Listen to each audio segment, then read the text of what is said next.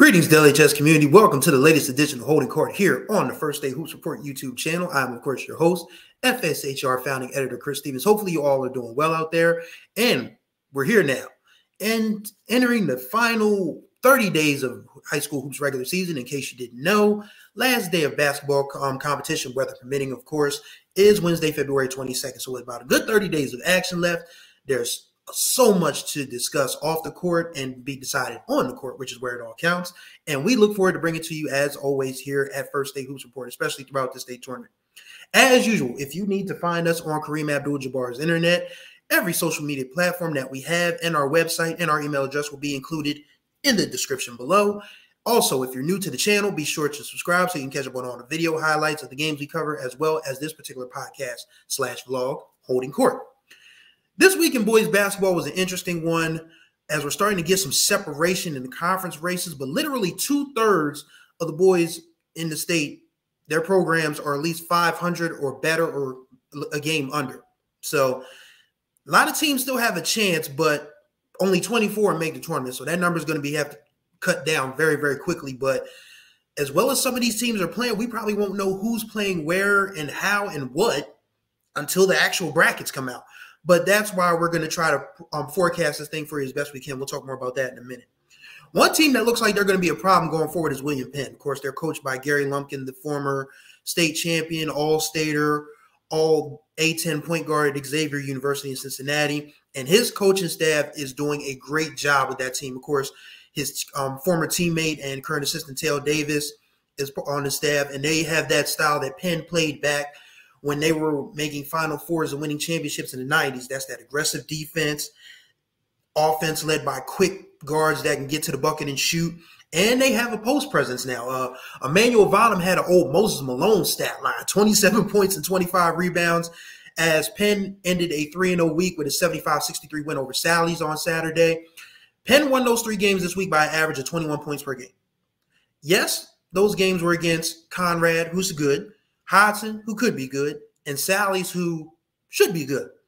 But you have to be, if you have to be impressed with the effort of William Penn, you know, they've won 5 in a row. They look very, very solid. They haven't lost any games that look like, you know, total washes. They played well against Middletown. They played well. Well, they actually Middletown coming up. They played well against Apple earlier this year. So that's a team you really want to watch out for.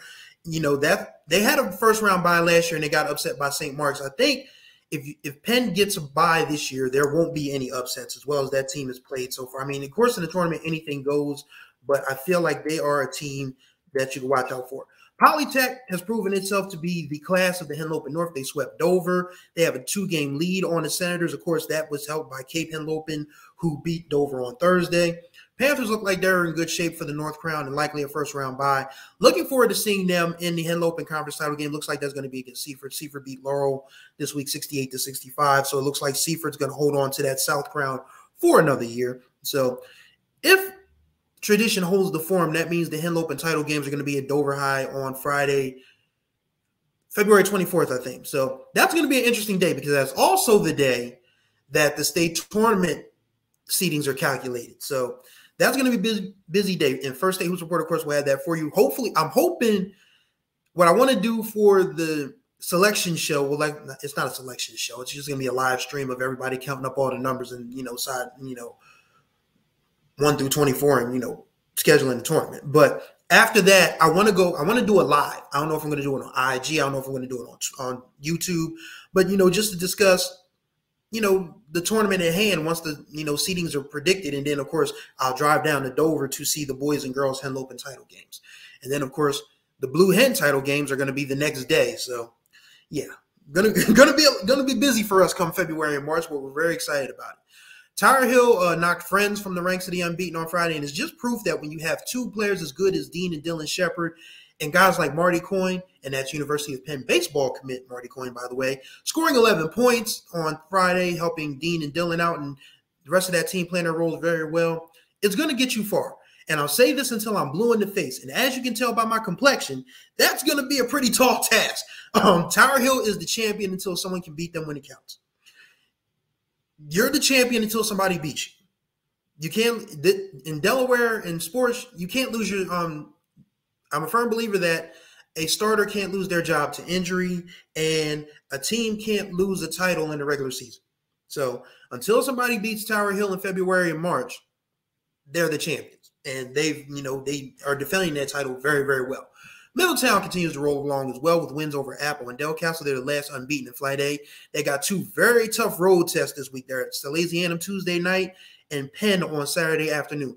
If you don't have a ticket for that one, you might want to hurry up and log on and get that one once they go on sale, because once they do, they're going to be gone in short order. And you'll probably have to catch them on stream somewhere, somehow. So be on the lookout for those tickets. Those are going to be 2 very big games this week. A few more big boys games on this side, on the boys' side this week. Howard and AI go head-to-head for first place in Flight B on Tuesday. That game is going to be at AI. Apple hosts Caravel on Tuesday and Cape Henlopen on Thursday. Those could both be state tournament preview games. So those are going to be ones that you want to watch out for as well. I know Sean Green is going to have coverage. He's going to be broadcasting Cape Apple on Thursday. So give Sean a listen. Once again, very, it was a thrill to, call a game with Sean Green, and be on the radio. So I want to shout out Sean Green once again for giving me that opportunity. Greatly appreciated. Sanford and Friends play Tuesday night. Packed part of the schedule early this week, but Website for Sports has all the info for all the games this week. So be sure to go to websiteforsports.com. Just click on boys basketball schedule, pick it for 10 days ahead, and you can see who's playing all the way through to the middle of next week. And then you can figure out which game you want to hit, because there are quite a few that you can be on the lookout for. The girls' side of things has a little more of the same bit of congestion around the middle of the pack, but the top teams are still playing high-level ball. Ursuline is 12-0. And the question is, who left on their schedule has the potential to put something in that loss column? Sanford. And they play, as it turns out, at Ursuline Friday, February 10th. That is 3 weeks from, actually not 3 weeks, 2.5 weeks. We'll just say it, 2.5 weeks from this coming Friday. I've said it in previous episodes when mentioning this game. I think I'm just going to park my car at Ursuline or just catch the bus over to the game and back, because that parking situation is going to be crazy, because that is going to be game of the year potential. You have Gigi and Taylor on one side. You have Dallas and Zai on the other. It's going to be a circus in all the best ways. I think everybody's, and all of us media guys and gals are going to be jockeying for position on a particular baselines, because that gym in Ursuline, it's a tight fit. It's a great place to watch a ball game, though, but it's definitely a tight fit. So there's going to be a lot of elbows and knees and things touching in cameras and monopods and different apparatuses, clashing as we try to get the best shots of what could possibly be a state championship game preview. So very much looking forward to that one. Tatnall still remains unbeaten also, and senior center Emma Kirby reached a milestone in their win over Tower Hill on Friday. She became the second player in the state to hit the 1,000 career point mark, Seaford's Brent Ricketts was the other. He did that at the Governor's Challenge earlier in December. 1,000 points in this day and age is pretty impressive, considering how much these kids lost to the pandemic. We didn't get a state champion for boys and girls in 2020. We had like a 12 or 13 game season in 2021. We still have, mass, kids, people testing positive, and just, it's still a pandemic out here. Let's be real, people. It's still a pandemic out here. So these kids that are still playing ball at the highest level, reaching milestones, getting college offers, signing letters of intent, going on to play in college, they deserve a ton of credit for just staying the course. And 1,000 points in this day and age is definitely a study in staying the course. So congratulations to Emma Kirby and Brent Ricketts as well.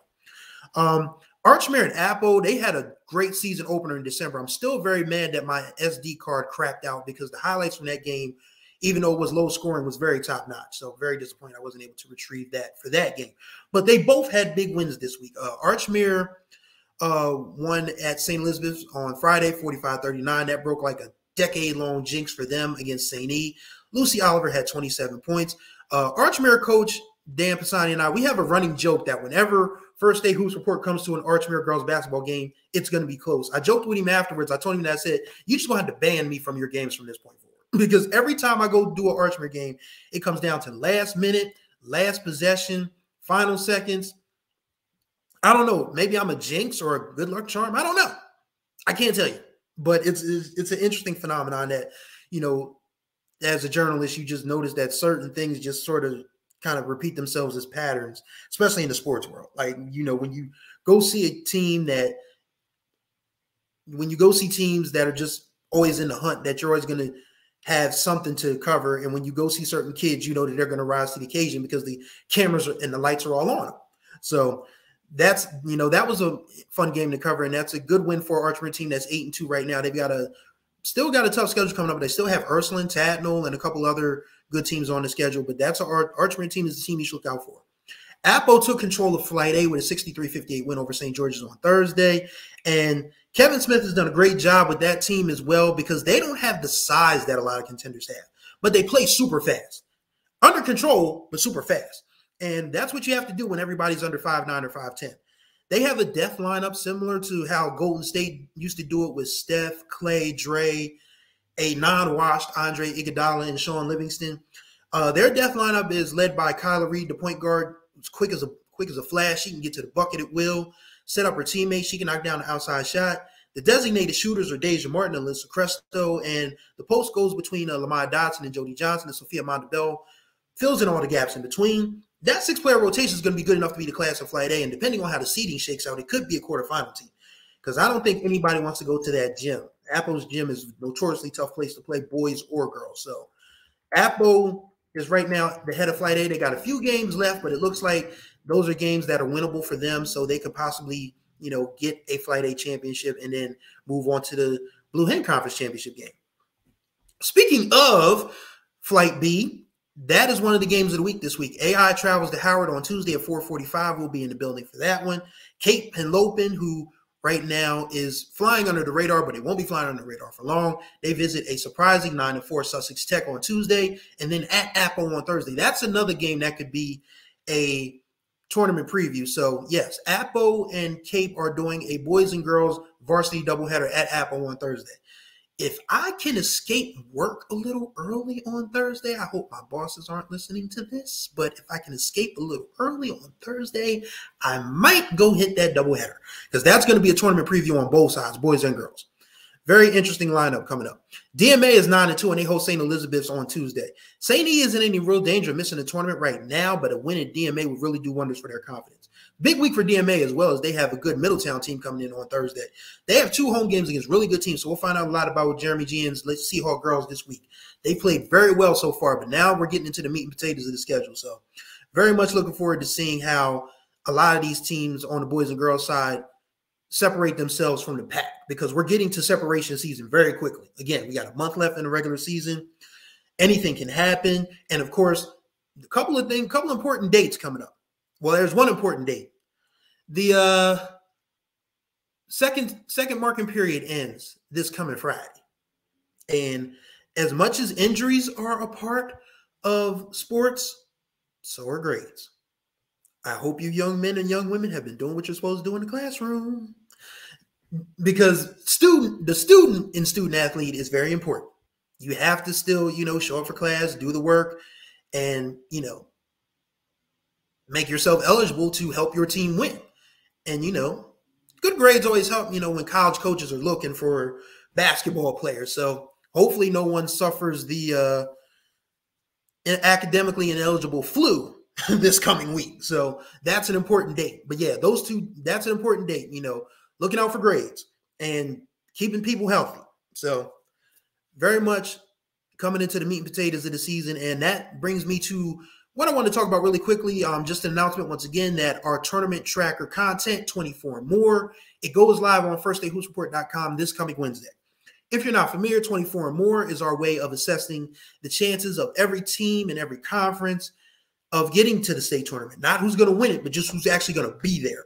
We look at schedules, we look at results, we look at opponent schedules, because of course, if you're not familiar with the DIA boys and girls basketball tournament formula, it goes like this.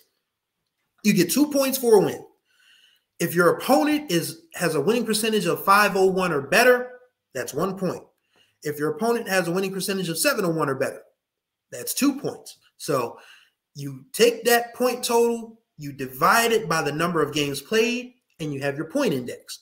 So we'll just say, for example, let's say, I'll just throw out a team. I'll just say Ursuline wins 18 games. 18 times 2 is 36. And then, of course, they've played Woodbridge. They'll play Sanford. They'll have Caravel on the schedule. They have Archmere, so you could probably put about 10 or 12 points between those teams. So 48 divided by 20 is a 2.4 point index. So you want a point index high above 2 if you're going to get a bye. You want a point index of 2 if you're going to get a first round game at home. And you want a point index of like 1.9 or 1.8 at the minimum if you want to make the tournament. So just being mindful of that. That's what 24 and more is going to be, you know, taking into account, as well as hot streaks, cold streaks, and, you know, players coming back, teams missing players. Very much looking forward to dropping that content on y'all so y'all can see what goes behind the thought process of what First Day Hoops Report, you know, does with our top 10s. Yeah, because we've had a lot of discussion about our top 10s on Instagram. And the top 10s that drop on Monday are probably going to get a lot of discussion as well. So very much looking forward to bringing those to you as well. Wanted to close this edition of Holding Court out with some thoughts on the Ed Reed situation in HBCU athletics as a whole.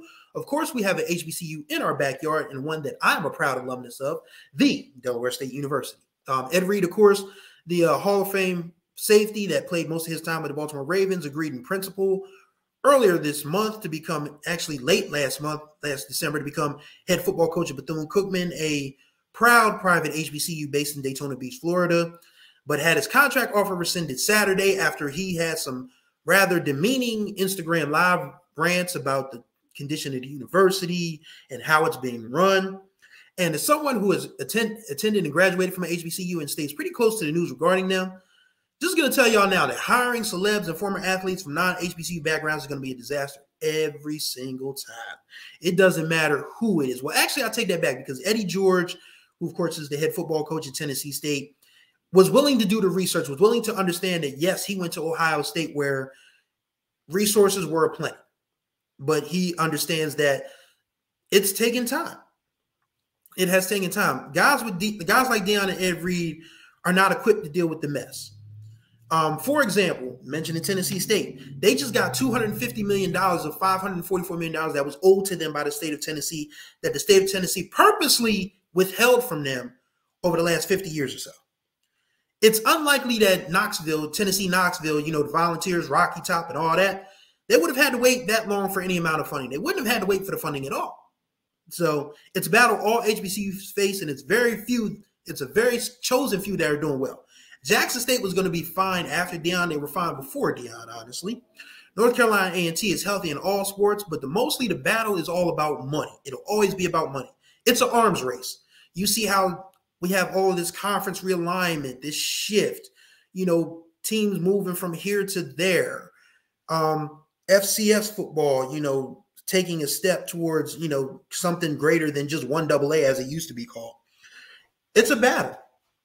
And it's a battle that HBCUs, through no fault of their own for the most part, have been fighting uphill.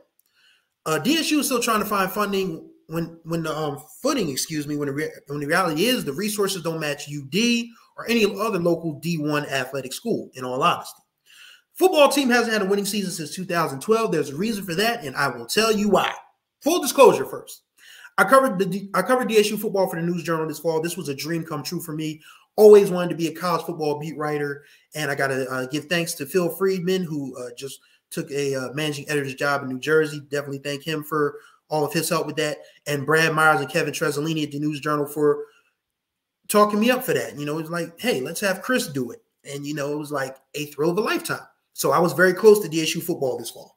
Had so much fun doing it. And I say that to say that Rob Milstead deserved better, because, I mean, you're not going to get too many, you know, native sons as Rob Milstead was, an all-conference lineman at Delaware State College as it was back then, coming back home to help the university. I mean, and it's not like Rob Milstead was any Joe on the street, for crying out loud. He was one Super Bowl winning offensive lineman. And, you know, just to kind of sort of unceremoniously dump him like that just kind of stinks, honestly. But the reason the football team has not been very good in recent years, follow along closely, if you will. When the university was led by Alan Sessoms, and that was a dark era for Delaware State University. Like, I don't know who thought that man would be a great president for that university, or any university for that matter. He came to Delaware State University under the auspices of misappropriation of funds from Queens College when they were supposed to have this AIDS institution, and nobody could figure out where the money that was raised for that particular AIDS research institution grew legs. It apparently grew legs. But yeah, Alan Sessoms was the president of Delaware State University for a few years, and that was a disaster because he wanted to, quote unquote, diversify the university. And when you have someone coming in talking about diversifying an HBCU, you already know what that means. And part of that diversification effort was having an equestrian team. And of course, the equestrian team now is still very much part of the university because when new leadership was coming in, I think this was when Dr. Harry Williams was in charge, the equestrian team was going to be on the chopping block. But as smart as the equestrian team was, they sued the university under Title IX protections. If you're not familiar, Title IX is the landmark legislation that was passed in 1972 that gives women all benefit of equality in terms of resources, funds. You know, you can't be fired or hired. You can't be fired because you're a woman and all of that. All that's going to be under, you know, in duress because of, you know, this affirmative action lawsuit that's going to be coming through the Supreme Court soon. But yeah, the equestrian team sued under Title IX protections, and of course, the university knew that their goose was cooked. So the agreement for the Title IX lawsuit to be withdrawn was that football would drop scholarships so that the equestrian team could keep theirs. When you're at FCS school, you only have about 50 or 60 scholarships as is for football. Excuse me. And of course, now you're talking about 45 to 50. And that's not enough. You need the horses, pardon the pun. And Delaware State football has not had the horses. That's why they have not had a winning season since the year of our Lord 2012. And this affects all sports at the university because, like it or not, football and basketball are the money makers for your college sports programs. If your teams aren't good in that, you can forget any sort of fan base support, you know, coming down the pike. And so while it's been frustrating to watch as an alum of Delaware State and to see what is happening, it's clear there's some what's and whys behind it. It's not a unique struggle for HBCUs, by the way. But it's one you have to be truly familiar with to change. This isn't something that it's 100 and because the Morrill Act was 1890. If you're not familiar, the Morrill Act was an act that granted former slaves and, you know, newly freed Black folks the right to form college institutions under land grant acts. That's what the Morrill Act is. So moral institutions have had those, and that's spelled M-O-R-R-I-L-L. That's not like moral, like as in your morals. It's named after a person. So yeah, just wanted to put that info out there. It's not something that you're going to change overnight because the land grants started around 1890. We're in 2023, so that's 133 years if my math is correct. Somebody correct me because I'm terrible at math. But anyway, this is something that you have to be committed to. If you really want to change the culture, change the narrative of HBCUs, you have to be willing to, you know, dig your boots in and do the work. Tamika Reed, the great Jackson State women's basketball coach, said, being a coach at a Black college is not for the weak at heart. She's absolutely correct. You see it. I've seen it firsthand. You know, I've seen, you know, football coaches trying to piece together schedules. I've seen basketball coaches making sure their kids go to study hall, you know, and, you know, taking guarantee games, you know, getting the snot kicked out of you for $100,000 that's going to go towards the well-being of the university. Not just the well-being of the athletic program, but the university. So guys like Deion Sanders and Ed Reed, they're not familiar with that struggle, and that's why they tuck tail at the first sign of trouble every time. When everything has been handed to you, opening up the door and getting it yourself is just too much trouble. And that's going to do it for this edition of Holding Court. Thank y'all for your eyes, ears, minds, and hearts. Again, to connect with us and follow along, everything will be in our description, all our social media channels, contact info. Look forward to seeing you all in the gyms this week. Enjoy the rest of your weekend because this is going up on a Sunday. Eagles fans, I know y'all are already excited. If you've, you know, been able to calm down after, you know, that destruction in New York Giants Saturday, I hope you enjoy the rest of your weekend. And once again, looking forward to seeing y'all in the gym. So y'all take care of yourselves. Y'all be safe. Look forward to catching up with y'all. Peace out. Oops, let me close it. All right, now.